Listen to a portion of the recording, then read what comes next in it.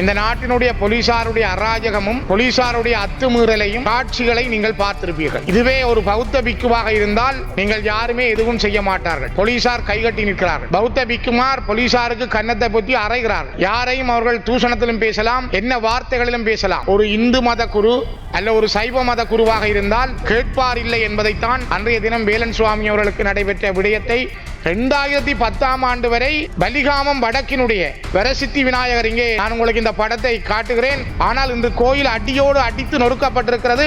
கோயில் அடையாளம் இல்லை. மயிலிட்டியில இருக்கின்ற புனித காணிக்கை மாதா ஆலயம், இந்த ஆலயத்தையும் இராணுவத்தினரை வைத்து மகிந்த ஆட்சி காலத்திலே அடியோடு பெயர் தெரிந்திருக்கிறார்கள். இவ்வாறு தொல்பொருள் அடையாளம் கொண்ட வரலாறு கொண்ட தேவாலயங்கள், இந்து ஆலயங்கள், சைவ ஆலயங்கள் அழிக்கப்படலாம் என்றால் ஏன் வலுக்கட்டாயமாக பைபோஸாக அமைக்கப்பட்ட ஒரு புத்த விகாரை ஏன் இடிக்கப்படக்கூடாது? கௌரவ பிரதி அமைச்சர் அவர்கள் கூட பேசும்பொழுது குறிப்பிட்ட சில விடயங்களை நான் பகிர்ந்து கொள்ள விரும்புகிறேன். மிக முக்கியமாக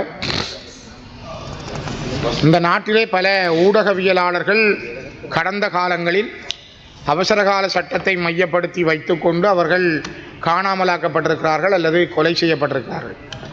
யதார்த்தமான உண்மை. பலர் இவ்வாறு இந்த மண்ணிலே இல்லை. நிமலராஜன், தராகி சிவராம் இவர்களைப் போல பலர் அநியாயமாக இந்த மண்ணிலே கொல்லப்பட்டிருக்கிறார்கள். நிமலராஜனை கொலை செய்தவர்களை இன்னும் இந்த நாடு கண்டுபிடித்து தண்டனை வழங்கவில்லை. தராகி சிவராம் தமிழ் தரப்பிலே ஒரு தலை சிறந்த பத்திரிகையாளராக எழுத்தாளராக இருந்தவர். இதே பாராளுமன்ற வளாக இல்லையிலே கொல்லப்பட்டிருந்தார். இதுவரை அவர்களுக்கு தண்டனை வழங்கப்படவில்லை.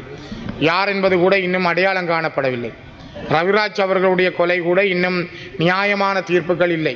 திருகோணமலையிலே நடந்த பல்கலைக்கழக மாணவர்களுடைய கொலைகள் தொடர்பில் எல்லாம் நீதி கிடைக்கவில்லை. இந்த நாட்டிலே நீதி என்பது ஒரு இனத்துக்கானது அல்லது ஒரு சாராருக்கானது என்ற அடிப்படையில் தான் பார்க்கப்படுகிறது.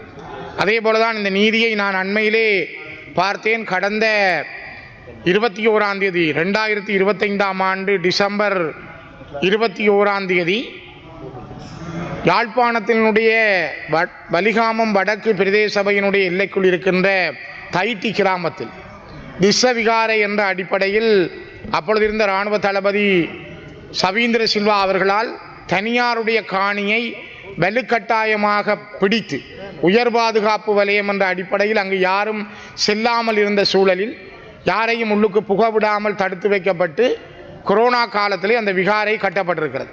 அந்த விகாரையை இடிக்க வேண்டும், அந்த விகாரை அந்த இடத்திலே இருக்கக்கூடாது, அந்த காணியை விடுவியுங்கள் என்று அந்த மக்கள் தொடர்ந்து போராடுகிறார்கள். காணி உரிமையாளர்கள் போராடுகிறார்கள். கடந்த 12ஆம் மாதம் 2025ஆம் ஆண்டு டிசம்பர் 21ஆம் தேதி ஞாயிற்றுக்கிழமையும் இதே போராட்டத்தை காணி உரிமையாளர்களும் வலிகாமம் வடக்கு பிரதேச சபையினுடைய உறுப்பினர்களும் வேலன் சுவாமி அவர்களும் நானும் கூட அந்த இடத்திலே கலந்து கொண்டேன். அவர்கள் ஒரு ஜனநாயக வழி போராட்டத்தை மேற்கொண்ட பொழுது போலீசாருடைய கெடுபிடியும் போலீசாருடைய அராஜகத்தையும் நீங்களும் பார்த்திருப்பீர்கள், நானும் நேரடியாக பார்த்தேன். அங்கே வேலன் சுவாமி அவர்கள் இன்று வடக்கு கிழக்கில் இருக்கின்ற இலங்கையில் இருக்கின்ற சைவ இந்து மத பீடங்களில் ஒரு சுவாமியாக தன்னை அடையாளப்படுத்தி இருப்பவர். தன்னுடைய மத அனுஷ்டானங்களுக்கு அப்பால் தமிழ் மக்களுடைய பிரச்சனைகள் தொடர்பிலும் மனித குலத்துக்கு எதிரான குற்றங்கள் தொடர்பிலும் மனித நேயத்தோடு தன்னுடைய கருத்துக்களை பரிமாறுகின்ற ஒருவரை மிக மோசமாக இழுத்து வாகனத்திலே போலீசார் ஏற்றினார்கள். இந்த நாட்டினுடைய போலீசாருடைய அராஜகமும் போலீசாருடைய அத்துமீறலையும் அந்த காட்சிகளை நீங்கள் பார்த்திருப்பீர்கள். இதுவே ஒரு பௌத்த பிக்குவாக இருந்தால் நீங்கள் யாருமே எதுவும் செய்ய மாட்டார்கள். போலீசார் கைகட்டி நிற்கிறார்கள். பௌத்த பிக்குமார் போலீசாருக்கு கன்னத்தை பொத்தி அறைகிறார்கள். யாரையும் அவர்கள் தூஷணத்திலும் பேசலாம், என்ன வார்த்தைகளிலும் பேசலாம். ஆனால் ஒரு இந்து மத குரு அல்ல ஒரு சைவ மத குருவாக இருந்தால் கேட்பார் இல்லை என்பதைத்தான் அன்றைய தினம் வேலன் சுவாமி அவர்களுக்கு நடைபெற்ற விடயத்தை நானும் அந்த இடத்திலே நின்று ஒருவனாக பார்த்தேன். அதே நேரம் அந்த தையிட்டி கிராமத்திலே அந்த விகாரையோடு சேர்ந்த காணி உரிமையாளரான சாருஜன் அவர்கள், பத்மநாதன் சாருஜன், இவர் வலிகாமம் வடக்கு பிரதேச சபையினுடைய கௌரவ உறுப்பினரும் கூட. அவரோடு சேர்ந்து வலிகாமம் வடக்கு பிரதேச சபையினுடைய கௌரவ உறுப்பினர்கள் அனிக்சன் பிரேம், வன்னியசிங்கம் பிரபாகரன், வலிகாமம் கிழக்கு பிரதேச சபையினுடைய கௌரவ தவிசாளர் தியாகராசா நிரோஸ், இவர்கள் அன்று வலுக்கட்டாயமாக கைது செய்யப்பட்டார்கள். போலீசாரால் இழுத்துச் செல்லப்பட்டார்கள்.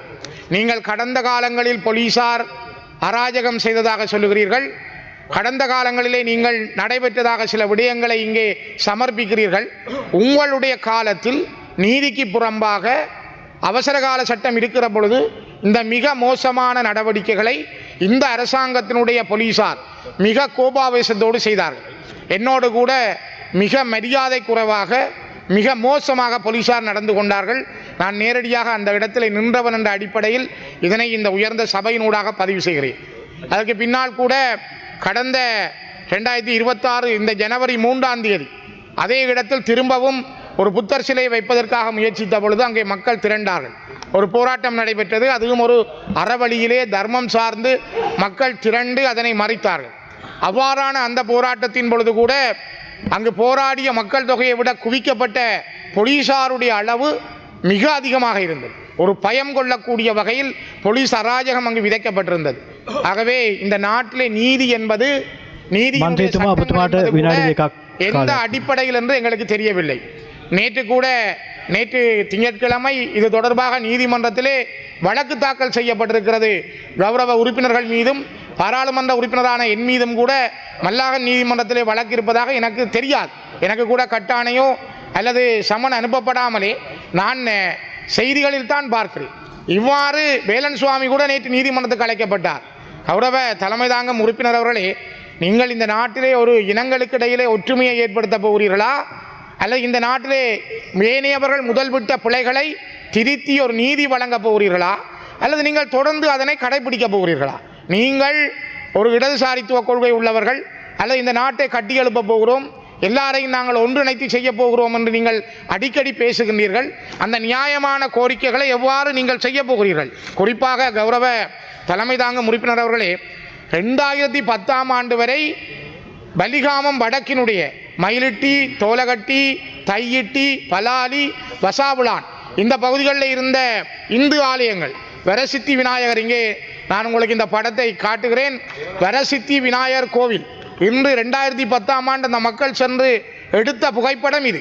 ஆனால் இன்று கோயில் அடியோடு அடித்து நொறுக்கப்பட்டிருக்கிறது. கோயில் அடையாளம் இல்லை.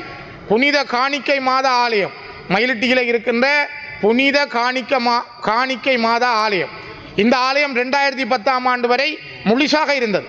அந்த முழுசாக இருந்த ஆலயத்தை 2010ஆம் ஆண்டுக்கு பிறகு, இது ஒரு 150 ஆண்டுகள் பழமை வாய்ந்த தொல்பொருள் கொண்ட ஒரு ஆலயம், இந்த ஆலயத்தையும் இராணுவத்தினரை வைத்து மகிந்த ஆட்சி காலத்திலே அடியோடு பெயர் தெரிந்திருக்கிறார்கள். இவ்வாறு தொல்பொருள் அடையாளம் கொண்ட வரலாறு கொண்ட தேவாலயங்கள், இந்து ஆலயங்கள், சைவ ஆலயங்கள் இடித்து அழிக்கப்படலாம் என்றால், ஒரு நிமிஷம், இடித்து அழிக்கப்படலாம் என்றால் ஏன் வலுக்கட்டாயமாக பைபோஸாக அமைக்கப்பட்ட ஒரு புத்த விகாரை ஏன் இடிக்கப்படக்கூடாது? நீங்கள் இந்து ஆலயங்களை அடித்து நொறுக்கலாம், அடியோடு புடுங்கலாம், கத்தோலிக்க ஆலயங்களை அழிக்கலாம். ஆனால் பௌத்த ஆலயத்திற்கு மட்டும் நீங்கள் எவ்வாறு இந்த நாட்டில் நீங்கள் இனங்களை நேசிக்கிறீர்கள்? எவ்வாறு உங்களுக்குள் இந்த இன ஒற்றுமை? ஆகவே உங்களிடம் முதல் நல்ல மனங்களை மாற்றுங்கள். சிங்கள மக்களுக்கு உள்ளதை சொல்லுங்கள். மக்கள் புரிந்து கொள்ளக்கூடிய வகையில் உங்களுடைய ஆட்சி நேர்மையானதாக, கண்ணியம் மிக்கதாக இருக்க வேண்டும் என்றால் முதலிலே நீங்கள் யாழ்ப்பாணம் வித்தியாசமாக இருக்கிறது, அங்கெல்லாம் வித்தியாசமானது என்று உங்களுடைய அமைச்சர்கள், உங்களுடைய பிரதிநிதிகள் பேசுகிறார்கள். வித்தியாசம் என்ன? உங்களுடைய அடக்குமுறை என்கிற வித்தியாசம் இப்பொழுதும் அங்கே இருக்கிறது. வடக்கு கிழக்கிலே இராணுவம் குவிக்கப்பட்டிருக்கிறது. இராணுவத்தினுடைய முழு அடக்குமுறைக்குள் தான் மக்கள் இருக்கிறார்கள். ஆகவே அங்கு வித்தியாசம்தான். அதனை முதல்ல நீக்க நேர்மையான நீதியான தீர்வை தமிழ் மக்களுக்கு வழங்குவதற்கு தயவு செய்து முன்வாருங்கள். அதற்காக நீங்கள் முயற்சி செய்தால் நீங்கள் இந்த நாட்டினுடைய நல்ல அரசியல் தலைவர்களாக எதிர்காலத்தில் அடையாளப்படுத்தப்படுவீர்கள். தயவு செய்து அதனை சிந்தியுங்கள். சிங்கள மக்களிடம் அதனை கொண்டு செல்லுங்கள். බොහොම ස්තුතියි කරු මන්ත්‍රීතුමා. මීළඟට රංජිත් මන්දුම් බණ්ඩාර කරු මන්ත්‍රීතුමාට විනාඩි 8ක කාලයක් ලැබෙනවා.